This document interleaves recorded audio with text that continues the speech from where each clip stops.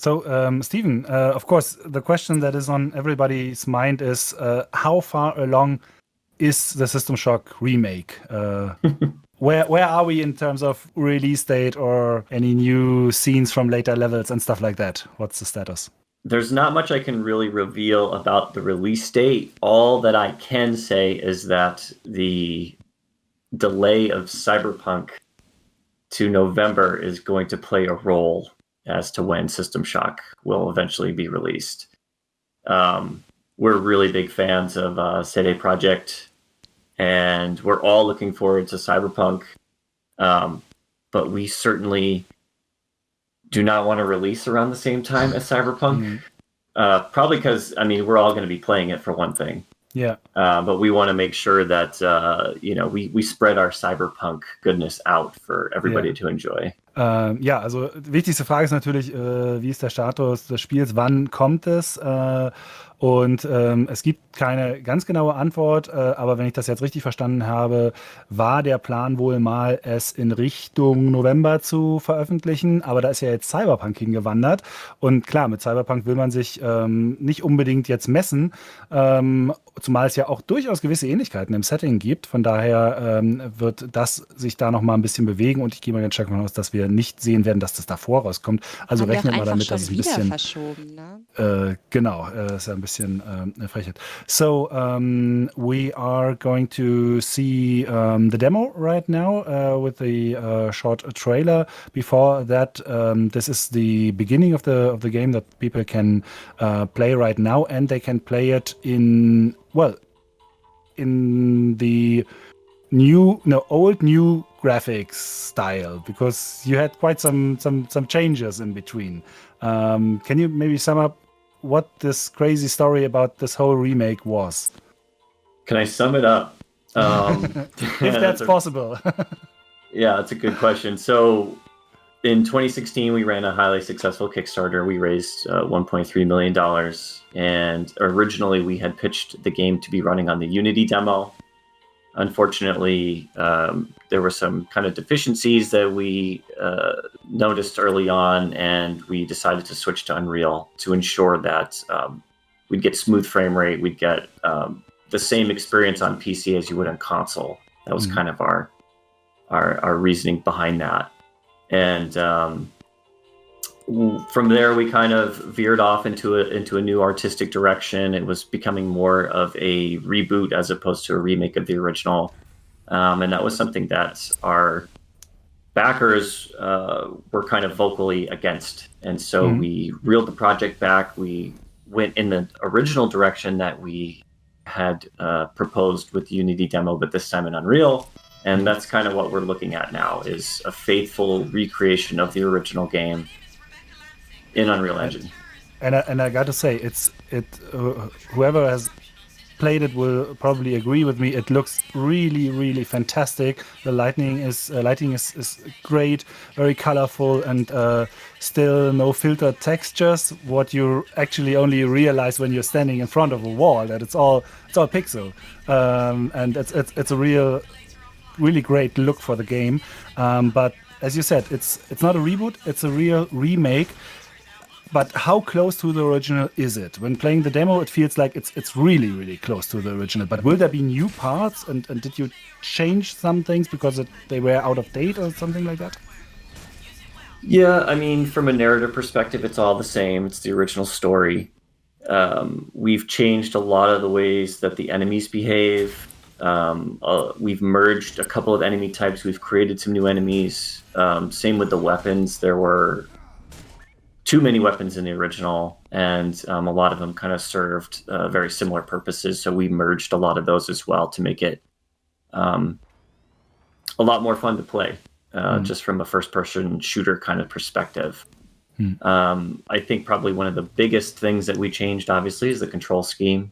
If you're familiar with the original, it's kind of clunky. It's hard to play by today's standards. So we added in mouse look, obviously, and all the other standard kind of conventions that you see in modern shooters. Ja.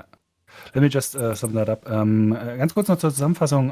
Also als erstes war natürlich erstmal die Frage nach dem ein bisschen hin und her in der Entwicklung. Es ging ja los mit einer Demo auf der Unity-Basis, dann sind sie rübergewechselt auf die Unreal Engine, dann hat sich der Grafikstil ein bisschen verändert, da gab es dann viel Backlash von den Kickstarter-Unterstützern, das war ja 2016 eine sehr erfolgreiche Kickstarter-Kampagne und dann sind sie wieder zurückgegangen, weg von der Idee, vielleicht ein Reboot zu machen, hin zu der Idee, wieder ein klassisches Remake, und ich wollte halt jetzt gerne wissen, wie nah ist denn dieses Remake an dem Original dran, und über weite Strecken ist das sehr nah, aber es gab ein paar Punkte, wo es einfach logisch war, ein paar Sachen anzupassen. Natürlich die Steuerung, also wer System Shock damals gespielt hat oder zum Beispiel die System Shock Enhanced Edition, der weiß, das ist im Original schwierig zu steuern. Also das ist völlig out of date. Und das wurde natürlich an moderne Standards angepasst. Und es wurden zum Beispiel ein paar Waffen zusammengelegt, weil es im Originalspiel einfach zu viele Waffen gab, die eigentlich mehr oder weniger das Gleiche waren. Solche Sachen wurden ein bisschen angepasst, ein paar Gegner wurden ein bisschen angepasst, aber so vom Level-Design und von der Geschichte ist es eigentlich dasselbe, was wir im Original erlebt haben. And I think we have the first questions Fragen from aus dem Chat, our genau, viewers. die Yes. würde ich mal einfach jetzt frech einwerfen. Und zwar ist die Frage einmal nach einer deutschen Lokalisation und wie lang das Spiel gehen wird. So, we do have a question which is kind of a two-in-one question. First of all, people want to know if you're thinking about doing like a German localization or maybe synchronization, and also if you can tell us how long the game will be. We're definitely planning localization for eFigs, which is English, Italian, French, German, and Spanish. I would love to do a full, German, like voiceover, German voice actors, but that's currently kind of not in our plans right now. You can ask us. We can do it. We'll do it. Daniel from the Yeah, we're from the here. video team We do will that. it. Yeah. Okay. Well, that could change everything. Not for the better, believe me. But in terms of like overall length, I think it's going to be really dependent on the player, because there's a lot of things that you can do and explore that don't necessarily, go along with the main objectives. Resources are very scarce, so you'll be spending quite a lot of time just scavenging, listening to logs, uncovering the narrative behind all the characters involved in this. So I imagine that the length of time will probably be between maybe 12 and 20 hours, depending on the player and the difficulty.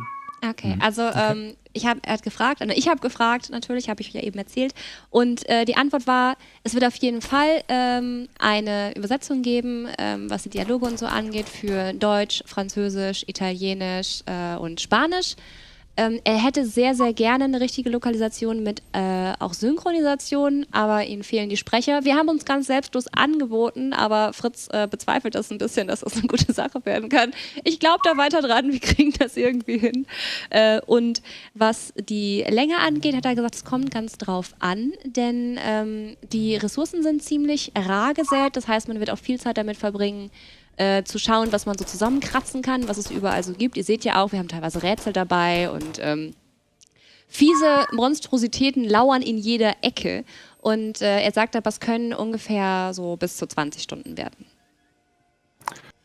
Okay, so I see, of course, one question that you probably get quite often is the question for why remake System Shock 1 and not the probably more famous System Shock 2. But to be fair, you announced a remaster kind of for System Shock 2, if I remember right.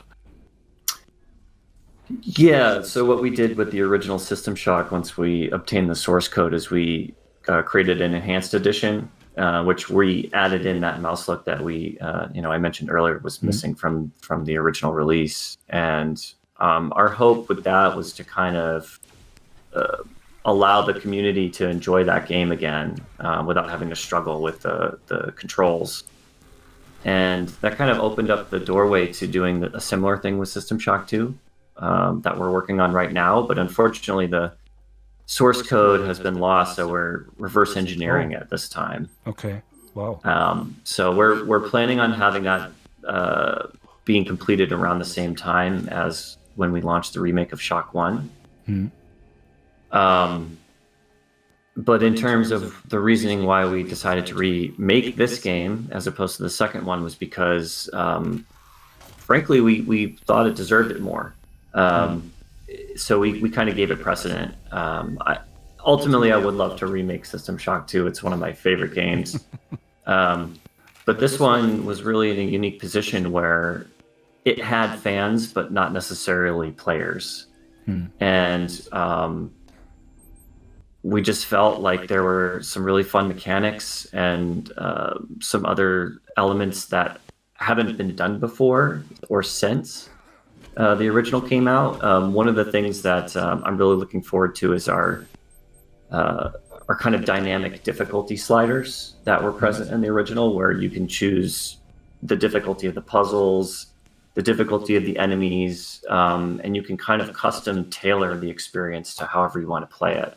Yeah. And that's one of the things I'm looking forward to bringing back to this. But yeah, there's a lot of little things that you haven't ever really seen or you've experienced in a really long time in games since then. And we kind of wanted to bring those back and let people enjoy them again.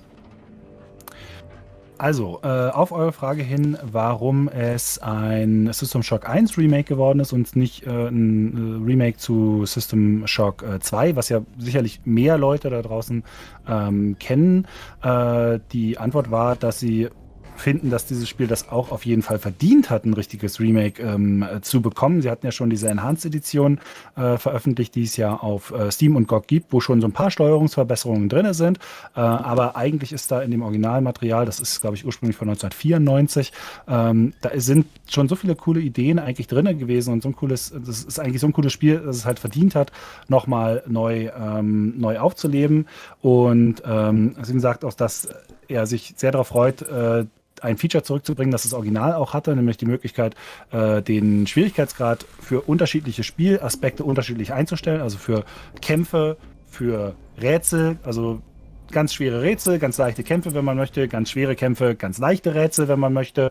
Das kann man da alles machen.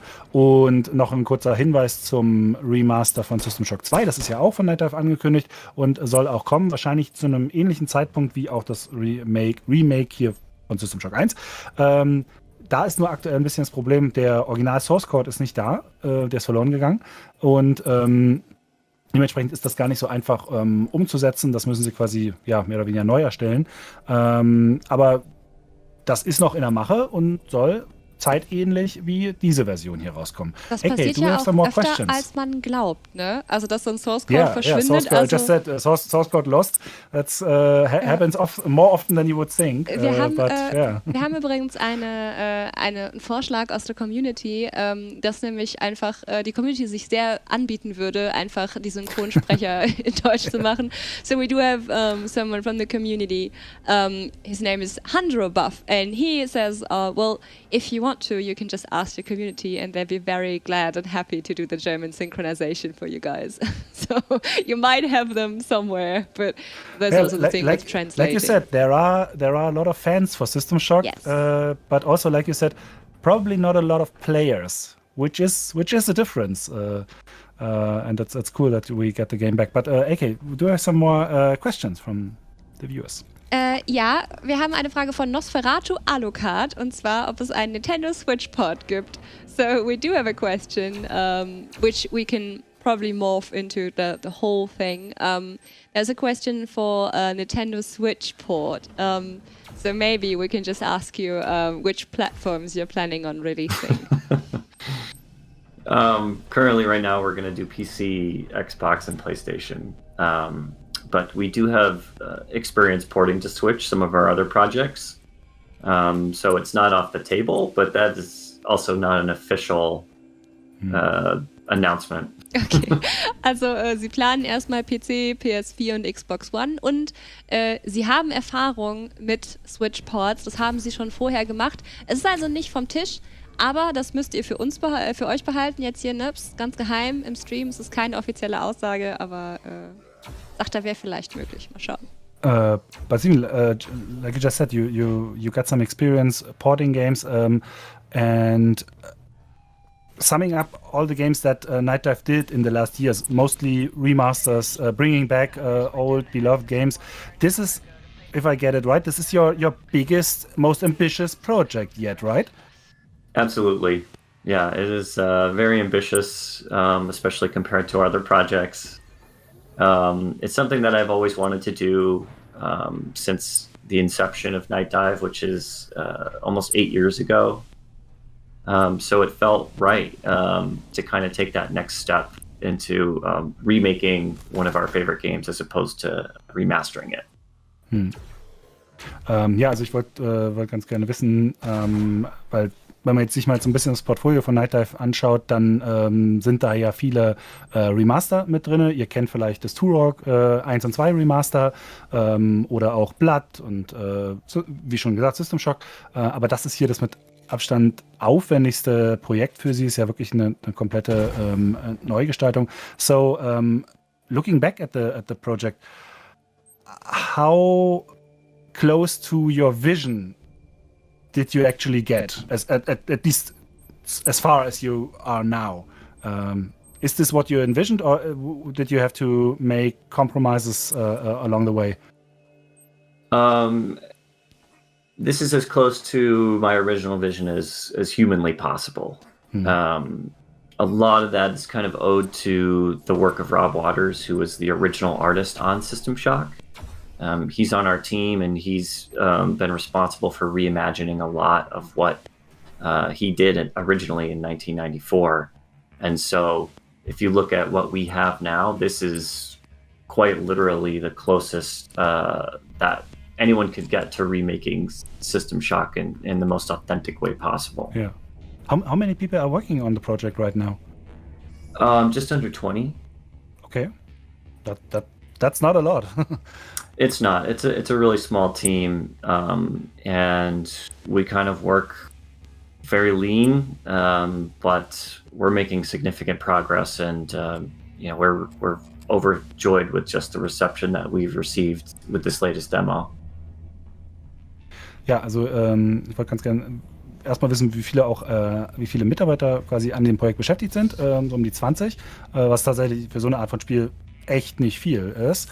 Und dann war die Frage vorher, AK, kannst du mir kurz helfen? Ich habe gerade ein Blackout und weiß nicht, was wir vorher besprochen haben. Ja, es ging darum, wie nah am Original das tatsächlich gewesen ist. Und er sagt, es ist so nah am Original dran gewesen, wie es menschlich möglich ist, was ich ziemlich schön finde, weil das heißt ja... Achso, genau, an der Vision. Jetzt, genau, sorry, ich stand gerade kurz auf dem Schlauch, wie nah sie quasi von der ursprünglichen Idee, wie nah sie dranbleiben konnten und so weit, wie es irgendwie möglich ist. Wer die Demo ausprobiert hat, wird das und vielleicht sogar das Original kennt, wird merken, wie wahnsinnig stimmungsvoll das Ganze ist. So, and we have one more question from the viewers. Die letzte Frage.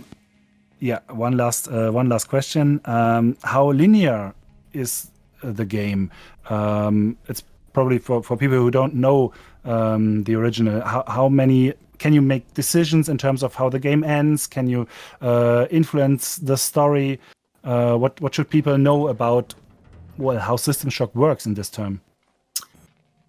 This kind of goes back to one of the earlier questions about why we decided to remake this one.